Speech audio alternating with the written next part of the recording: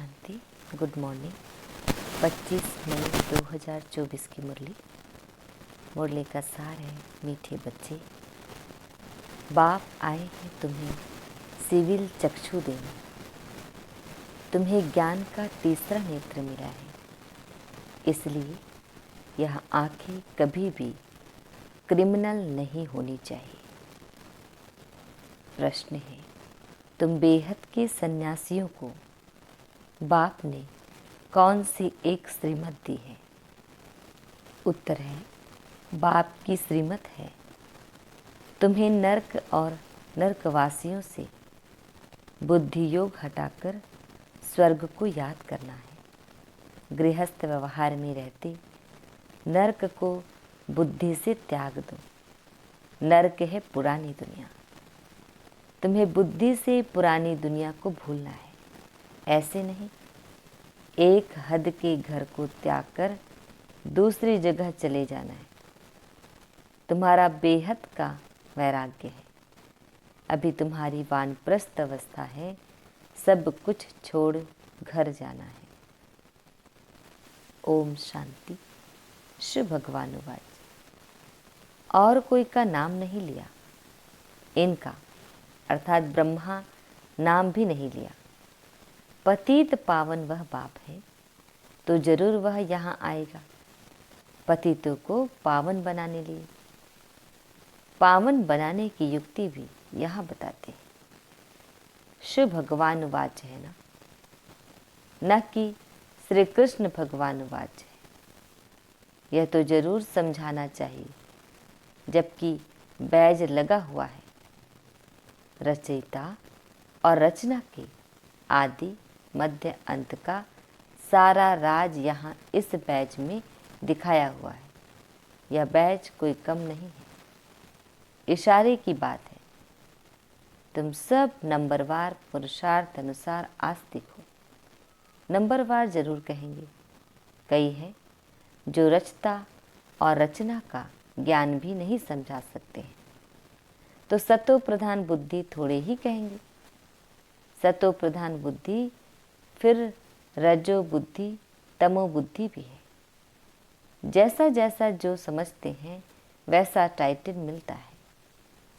यह सतो प्रधान बुद्धि, यह रजो बुद्धि है, परंतु कहते नहीं है, कहाँ फंक ना हो जाए। नंबरवार तो होते हैं, फर्स्ट क्लास की कीमत भी बहुत अच्छी होती है। अभी तुमको सच्चा सच्चा सद्गुरु मिला है। अभी तुम बच्चे जानते हो, जबकि सद्गुरु मिला है वह तुमको एकदम सच्चा सच्चा बना देते हैं। सच्चे हैं देवी देवताएं, जो फिर वाम मार्ग में झूठे बन जाते हैं। सतयुग में सिर्फ तुम देवी देवताएं रहते हो और कोई होते ही नहीं। कोई कोई तो ऐसे हैं जो कहते कि ऐसे कैसे हो सकता, ज्ञान नहीं है ना। अभी तुम बच्चे जानते हो कि हम नास्तिक से आस्तिक बने हैं। रचयिता और रचना के आदि मध्य अंत के ज्ञान को अभी तुमने एक्यूरेट जाना है। नाम रूप से न्यारी चीज पर देखने में नहीं आती है। आकाश पोलार है तो भी फील किया जाता है ना कि आकाश है। यह भी ज्ञान है। सारा मदार बुद्धि पर है। रचता और रचना की नॉलेज एक बाप देते हैं। यह भी लिखना है, यह रचता और रचना के आदि मध्य अंत का ज्ञान मिल सकता है। ऐसे बहुत स्लोगन हैं, दिन प्रतिदिन नए नए पॉइंट्स, नए नए स्लोगन निकलते रहते हैं। आस्तिक बनने के लिए रचयिता और रचना का ज्ञान जरूर चाहिए, फिर आस्तिक बना छूट जाता है। तुम आस्तिक बन विश्व के मालिक बन जाते हो, या तुम आस्तिक हो, परंतु नंबरवार पुरुषार्थ अनुसार जानना तो मनुष्य को है। जानवर तो नहीं जानेंगे। मनुष्य ही बहुत ऊंच है, मनुष्य ही बहुत नीच है। इस समय कोई भी मनुष्य मात्र रचता और रचना की नॉलेज को नहीं जानते हैं। बुद्धि पर एकदम गॉडरेज का ताला लगा हुआ है। तुम नंबरवार पुरुषार्थ अनुसार जानते हो कि हम बाप के पास विश्व का मालिक बनने के लिए आए हैं। तुम 100% प्योरिटी में रहते हो। प्योरिटी भी है, पीस भी है, प्रॉस्पर्टी भी है। आशीर्वाद देते हैं ना, परंतु यह अक्षर भक्ति मार्ग के हैं। यह लक्ष्मी नारायण तो तुम पढ़ाई से बनते हो, पढ़कर फिर सबको पढ़ाना भी है। स्कूल में कुमार कुमारियाँ जाते हैं पढ़ने के लिए, इकट्ठे होने से फिर बहुत खराब भी हो पड़ते हैं, क्योंकि क्रिमिनल आई है ना। क्रिमिनल आई होने कारण पर्दा लगाते हैं, वहाँ तो क्रिमिनल आई होती ही नहीं, तो घूंघट करने की भी दरकार नहीं। ये लक्ष्मी नारायण को कभी पर्दा लगाते देखा है? वहाँ तो कभी ऐसे गंदे ख्यालात भी ना आए।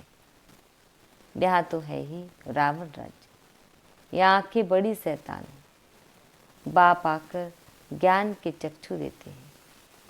आत्मा ही सब कुछ सुनती बोलती है, सब कुछ करती आत्मा है। तुम्हारी आत्मा भी सुधर रही है। आत्मा ही बिगड़कर पाप आत्मा बन गई थी। पाप आत्मा उनको कहा जाता है जिसकी क्रिमिनल दृष्टि होती है। वह क्रिमिनल आई तो सिवाय बाप के और कोई सुधार न सके। ज्ञान के सिविल चक्षु एक बाप ही देते हैं। यह ज्ञान भी तुम जानते हो। शास्त्रों में यह ज्ञान थोड़े ही है। बाप कहते हैं यह वेद शास्त्र उपनिषद आदि सब भक्ति मार्ग के हैं। जप तप तीर्थ आदि कुछ भी करने से मुझे कोई मिलते नहीं। यह भक्ति है जो आधा कल्प चलती है। अब तुम बच्चों को यह संदेश सबको देना है। आओ तो हम तुमको रचयिता और रचना के आदि मध्य अंत का ज्ञान सुनाए। परम पिता परमात्मा की बायोग्राफी बताए। मनुष्य मात्र तो बिल्कुल जानते ही नहीं। मुख्य अक्षर है यह। आओ बहनों और भाइयों, आकर रचयिता और रचना के आदि मध्य अंत का ज्ञान सुनो। पढ़ाई पढ़ो जिससे तुम यह बनेंगे। यह ज्ञान पाने से और सृष्टि चक्र को समझने से तुम ऐसे चक्रवर्ती सत्युग के महाराजा और महारानी बन सकते हो। यह लक्ष्मी नारायण भी इस पढ़ाई से बने हैं। तुम भी पढ़ाई से बन रहे हो। इस पुरुषोत्तम संगम युग का बड़ा प्रभाव है। बाप आते भी हैं भारत में, दूसरे कोई खंड में क्यों आएंगे? बाप है अविनाशी सर्जन, तो जरूर आएंगे भी वहाँ ही जो भूमि सदैव कायम रहती है। जिस धरती पर भगवान का पांव लगा वह धरनी कभी विनाश नहीं हो सकती। यह भारत तो रहता है ना देवताओं के लिए, सिर्फ यह चेंज होता है। बाकी भारत तो है सचखंड। झूठ खंड भी भारत ही बनता है। भारत का ही ऑल राउंड पार्ट है और कोई खंड को ऐसे नहीं कहेंगे। सच्चा अथवा ट्रूथ भगवान ही आकर सचखंड बनाते हैं, फिर झूठखंड रावण बनाते हैं। फिर सच की रत्ती भी नहीं रहती, इसलिए गुरु भी सच्चे नहीं मिलते हैं। बस सन्यासी फॉलोअर्स गृहस्थी, तो उनको फॉलोअर्स कैसे कहेंगे? अब तो बाप खुद कहते हैं बच्चे पवित्र बनो और दैवी गुण धारण करो। तुमको भी देवता बनना है। सन्यासी कोई संपूर्ण निर्विकारी थोड़ी ही है। घड़ी घड़ी विकारियों के पास जन्म लेते हैं। कई बार ब्रह्मचारी भी होते हैं। ऐसे तो बहुत है, विलायत में भी बहुत है। फिर जब बूढ़े होते हैं तब शादी करते हैं संभाल के लिए। फिर उनके लिए धन छोड़कर भी जाते हैं। बाकी धन धर्माओं कर जाते हैं। यह तो उन्हों का बच्चों में बहुत ममत्व रहता है। 60 वर्ष के बाद बच्चों के हवाले करते हैं, पर जांच रखते हैं देखे हमारे पिछाड़े ठीक चलाते हैं या नहीं। परंतु आजकल के बच्चे तो कहते हैं बाप वानप्रस्थ में गया तो अच्छा हुआ, चाबी तो मिल गई। जीते जी सारा खाना ही खराब कर देते हैं। फिर बाप को भी कहने लगते हैं कि यहाँ से निकल जाओ।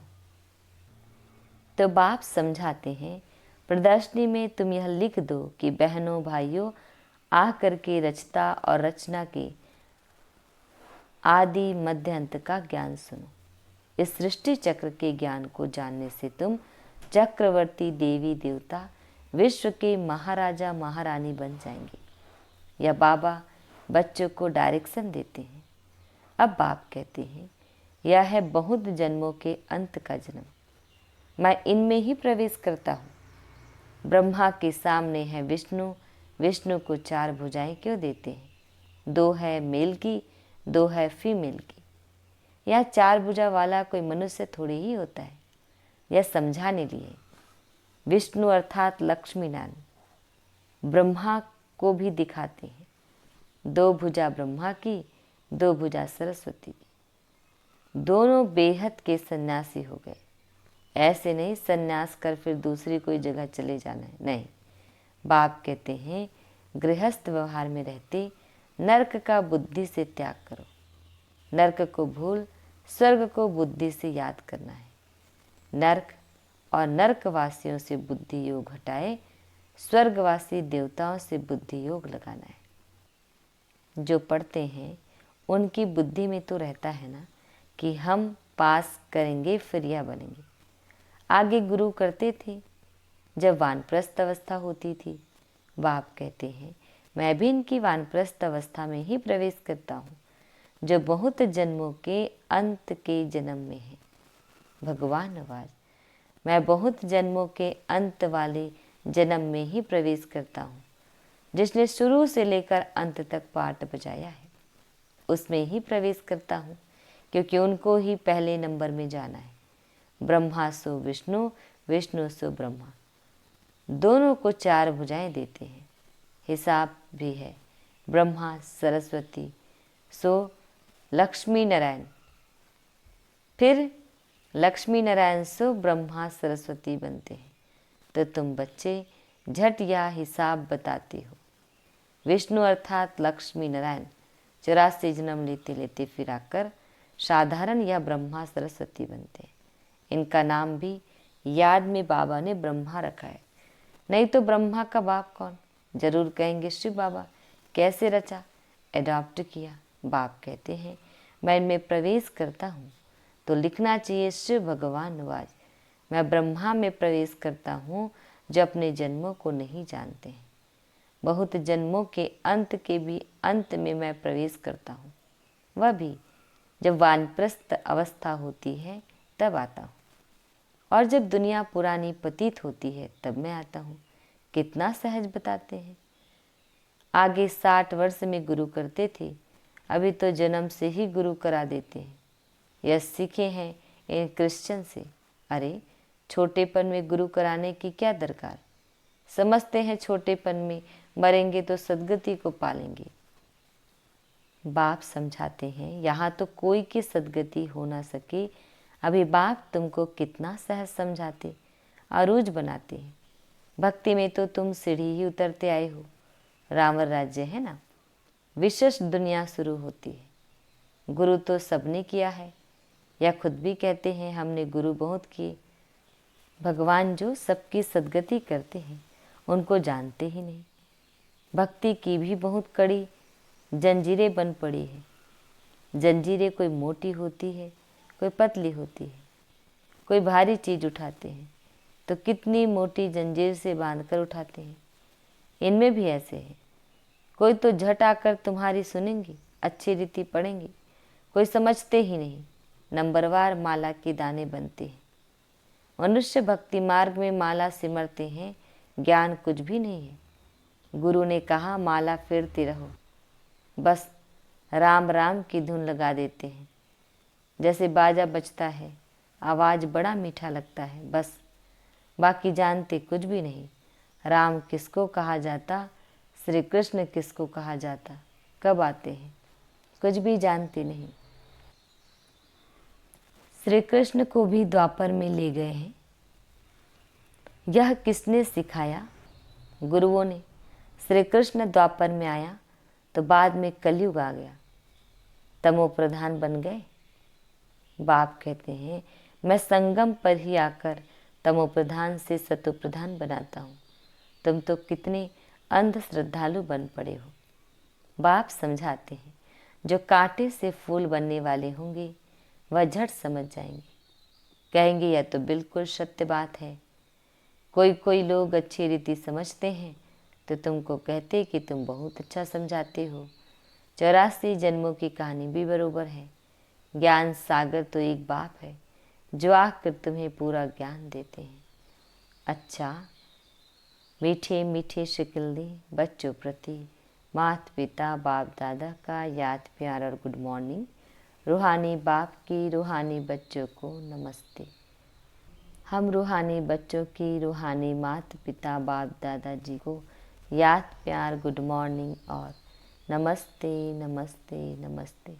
शुक्रिया मीठे प्यारे बाबा, आपका लाख लाख शुक्रिया। धारणा के लिए मुख्य सार है। फर्स्ट पॉइंट है, सदगुरु बाप की याद से बुद्धि को सतो प्रधान बनाना है, सच्चा बनना है, आस्तिक बनकर आस्तिक बनाने की सेवा करनी है। सेकंड पॉइंट है, अभी वानप्रस्थ अवस्था है, इसलिए बेहद का सन्यासी बनकर सबसे बुद्धि योग हटा देना है, पावन बनना है और दैवी गुण धारण करने हैं। वरदान, देह और देह की दुनिया की स्मृति से ऊंचा रहने वाले, सर्व बंधनों से मुक्त फरिश्ता भाव। डिटेल है, जिसका कोई भी देह और देहधारियों से रिश्ता अर्थात मन का लगाव नहीं है, वही फरिश्ता है। फरिश्तों के पांव सदा ही धरनी से ऊंचे रहते हैं। धरनी से ऊंचा अर्थात देहभान की स्मृति से ऊंचा। जो देह और देह की दुनिया की स्मृति से ऊंचा रहते हैं वही सर्व बंधनों से मुक्त फरिश्ता बनते हैं। ऐसे फरिश्ते ही डबल लाइट स्थिति का अनुभव करते हैं। स्लोगन, वाणी के साथ चलन और चेहरे से बाप समान गुण दिखाई दे तब प्रत्यक्षता होगी। ओम शांति।